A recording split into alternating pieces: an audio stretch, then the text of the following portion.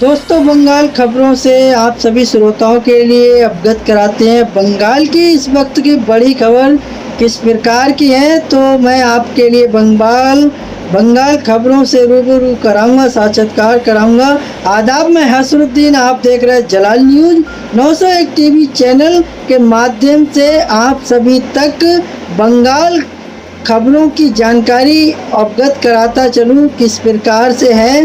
जैसा कि दोस्तों हम आपके लिए जो है साक्षात्कार करा रहे हैं बंगाल खबरों की। दुनिया में किस प्रकार की बंगाल की खबरें हैं, इस वक्त की बड़ी खबरें तो क्या हैं। बंगाल में 77 जातियों को आरक्षण देने का मामला क्या है, जिस पर सुप्रीम कोर्ट ने ममता सरकार से मांगा है जवाब। तो देखते हैं जवाब किस प्रकार का है। सुप्रीम कोर्ट ने ममता सरकार से पूछा कि ओबीसी की लिस्ट में 77 जातियों को शामिल करने का आधार क्या था। कोर्ट ने एक हफ्ते में सरकार से जवाब दाखिल करने को कहा है। इसी साल मई में कलकत्ता हाई कोर्ट ने इन 77 जातियों को जारी ओबीसी सर्टिफिकेट रद्द करने का फैसला सुनाया था। पश्चिम बंगाल में मुस्लिमों को आरक्षण देने का मामला सुप्रीम कोर्ट पहुंच गया। सुप्रीम कोर्ट ने ममता सरकार से पूछा कि उन्होंने किस आधार पर 77 जातियां ज्यादा मुस्लिम को ओबीसी का दर्जा दे दिया था। सुप्रीम कोर्ट ने ममता सरकार से इस पर एक हफ्ते में जवाब मांगा है। तो आइए इससे जुड़ी क्या क्या कड़ियाँ हैं, उन सभी कड़ियों से हम सभी के लिए दोस्तों आपसे रूबरू कराते हैं। 77 जातियों को ओबीसी लिस्ट में शामिल करने के फैसले को कलकत्ता हाई कोर्ट ने रद्द कर दिया था। इसके बाद ममता सरकार ने कलकत्ता हाई कोर्ट के फैसले को सुप्रीम कोर्ट में चुनौती दी थी। सुप्रीम कोर्ट ने क्या पूछा आइए जान लेते हैं। सुप्रीम कोर्ट ने बंगाल सरकार को नोटिस जारी कर 2 सवाल पूछे हैं। सुप्रीम कोर्ट ने कहा कि एक हल्फनामा दायर कर सरकार 77 जातियों को ओबीसी की लिस्ट में शामिल करने की प्रक्रिया को समझाएगी। सुप्रीम कोर्ट ने पहला सवाल किया कि क्या ओबीसी की लिस्ट में 77 जातियों को शामिल करने से पहले पिछड़ा आयोग के साथ सलाह नहीं ली गई थी, और दूसरा सवाल ये कि क्या ओबीसी का सब क्लासिफिकेशन करने से पहले सरकार ने कोई सलाह मशवरा किया था।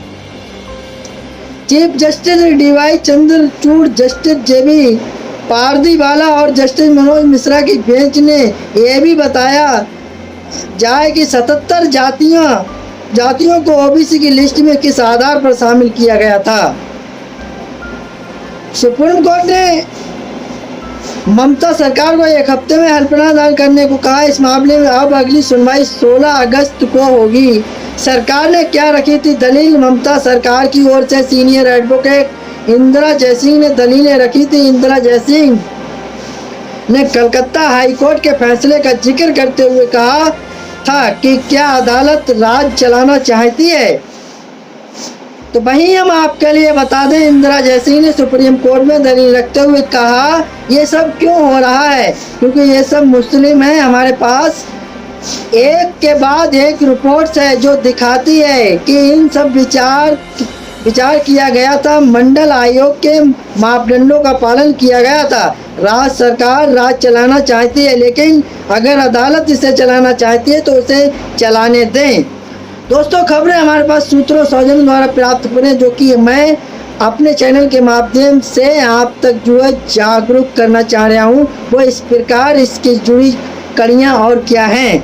इंदिरा जयसिंह ने दावा किया कि अब पश्चिम बंगाल में ओबीसी के लिए कोई आरक्षण नहीं है। हम ऐसे हालातों में नहीं रह सकते जहां ओबीसी के लिए कोई आरक्षण नहीं है, जबकि राज्य में इनकी आबादी 39% है। वो सीनियर एडवोकेट मुकुल रोहतागी ने उनकी दलीलों का विरोध करते हुए कहा कि इन जातियों को ओबीसी लिस्ट में शामिल करना धोखाधड़ी है। उन्होंने कहा कि बेहद गंभीर मामला है जहां बिना किसी स्टडी के कोटा का फायदा दिया गया। तो इससे जुड़ी और क्या कड़ी है दोस्तों, इस पर सुप्रीम कोर्ट की बेंच ने पूछा कि क्या ओबीसी लिस्ट में शामिल करने से पहले इन जातियों के सामाजिक और आर्थिक पिछड़ेपन पर कोई डेटा था। कोर्ट ने यह भी पूछा कि क्या लिस्ट में शामिल करने से पहले सरकारी नौकरियों में इन जातियों के अपर्याप्त प्रतिनिधित्व को लेकर एसटीडी की गई थी। ये भी मुसलमानों को कहाँ, कितना और कैसे मिलता है, आरक्षण क्या कहता है, संविधान, सभी सवालों का जवाब क्या था पूरा मामला। सितंबर 2010 में बंगाल सरकार ने ओबीसी लिस्ट में 42 जातियों को शामिल किया, जिनमें 41 मुस्लिमों थी। उसी साल सरकार ने ओबीसी का सब क्लासिफिकेशन कर दिया। इसके बाद जारी जातियों को 2 कैटेगरी में बांटा गया। ओबीसी लिस्ट में पहले से ही 66 जातियां थी। 42 जातियां और जोड़ने के बाद कुल 108 हो गई।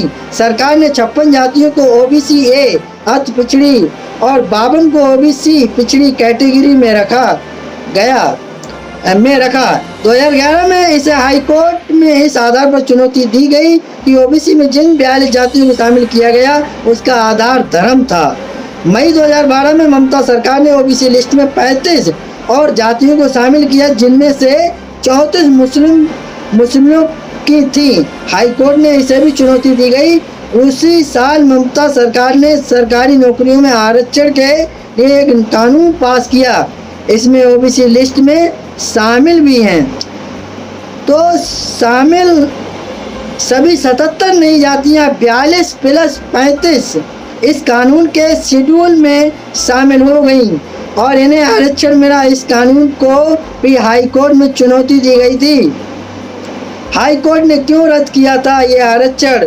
इसी साल 22 मई को कलकत्ता हाई कोर्ट ने 2010 के बाद से जारी सभी ओबीसी सर्टिफिकेट को रद्द कर दिया था। हाई कोर्ट ने कहा था कि 77 जातियों को पिछड़ा वर्ग में शामिल करने मुस्लिमों का अपमान किया गया। ये सब वोट बैंक और चुनावी फायदे के लिए किया गया। हाई कोर्ट ने कहा कि 1993 के पश्चिम बंगाल पिछड़ा वर्ग आयोग कानून के तहत ओबीसी लिस्ट बनाते समय सरकार पिछड़ा वर्ग आयोग की राय और सलाह लेने के लिए बाध्य है।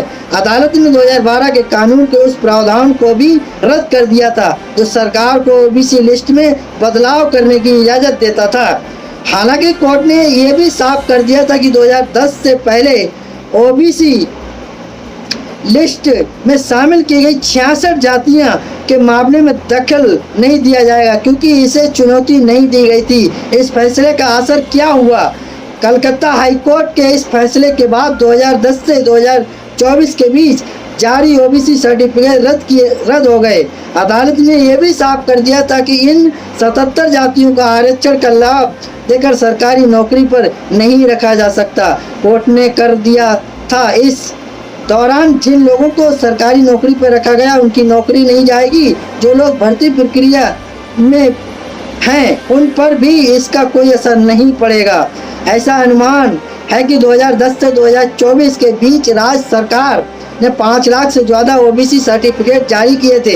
हाई कोर्ट के फैसले के बाद सरकार इन 77 जातियों को सरकारी नौकरियों में आरक्षण नहीं दे सकती।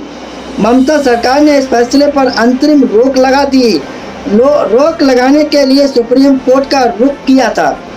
दोस्तों, ये वो खबरें थी जिनसे हमने आपके लिए जो है अवगत कराया। तो दोस्तों, मुझे उम्मीद है आप सभी श्रोताओं के लिए खबर अच्छी लगी हो। अगर खबर अच्छी लगी हो तो एक आगाज कीजिएगा, चैनल को लाइक शेयर कमेंट घंटी वाला बटन ऑल करें, जिससे हर नोटिफिकेशन आप तक पहुंचता रहे। जिससे क्या होता है, आपके लिए हर नोटिफिकेशन मिलेगा और वहीं देखा जाए तो हमारे लिए एक मोटिवेशन मिलता है, सहानुभूति मिलती है, हौसला अफजाई होती है। तो दोस्तों, वही जो उसी चीज़ को लेकर हम आपके बीच नई तरोताज़ा खबरों के साथ उपस्थित होते हैं, हाजिर होते हैं। तो दोस्तों, मेरा खबर दिखाने का मकसद रहा लोगों के लिए जागरूक करना, ना कि किसी की भावनाओं को ठेस पहुंचाना। तो दोस्तों, खबरों में हमारे साथ बने रहने के लिए हमारे चैनल जलाल न्यूज़ 901 के लिए सब्सक्राइब करें, जिससे तमाम छोटी बड़ी खबरें आसानी से मिल सके। जय हिंद।